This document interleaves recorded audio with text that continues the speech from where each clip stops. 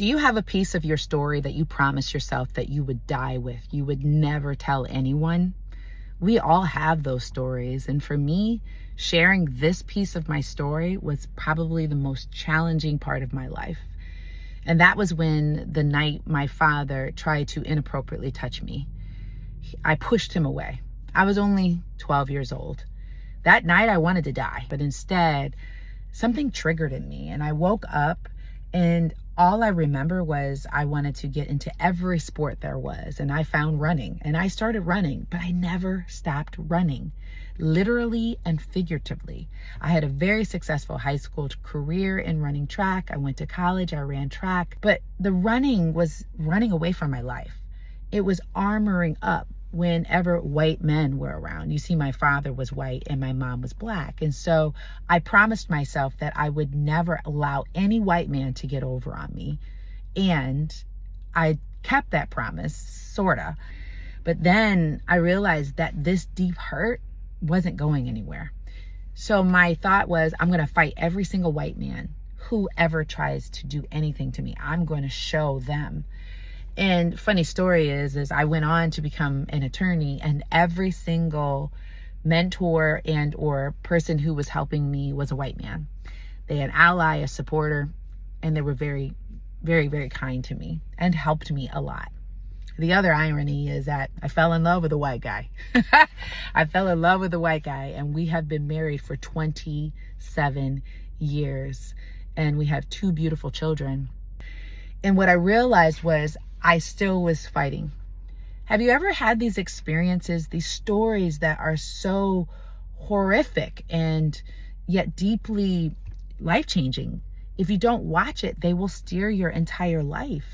You have to pull those stories out. You have to examine those stories and realize how that actually is your steering wheel. It's your internal compass, and it's destroying your life. That's the reason why I developed this acronym called PASSION. I'm a very passionate person. My husband used to tell me, he said, why are you feeling like you're so, like you got to fight the world?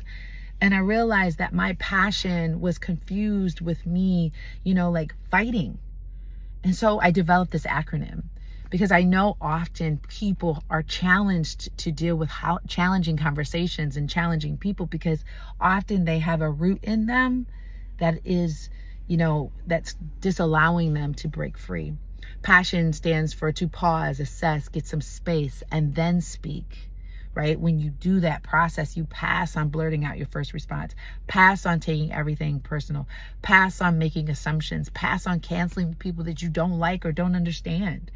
And when you pass, you gain insight, you become open, and you gain knowledge. This is a passion. This acronym grew out of such pain and such trauma.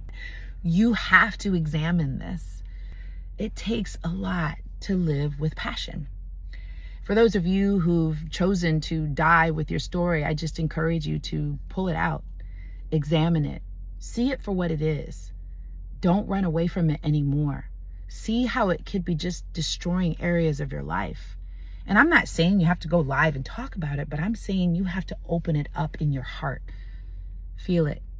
Know that you can get through it. I have had years of therapy and times where I've really struggled. I actually wrote about this story in my book, Inspiration in My Shoes. That's the root of my story. And I'm not going to my grave with that. I'm going to my grave with openness and with a heart knowing that my father went through a very difficult time. He's no longer with us, but I understand that he had some things that he unfortunately went to his grave with, and I'm not doing that. It's something that I know every single day I have to choose to put down, that I don't live that story anymore, that I don't have to fight all these people. They're not my enemy. That was a one-time incident that does not have to dictate the rest of my life. And I just want to encourage you to know that you don't have to have that. You don't have to have that dictate your life. You don't have to live with that. Pull it out, examine it, see it. Live with passion. Let that be your guidepost. And I just pray that this video encourages you to do that. Live with passion. Share in the comments below if this helped you in any way, because I do believe that we all want to live, we want to die with those stories, but don't let that trauma, that hurt, that shame die with you. I hope this has helped you today.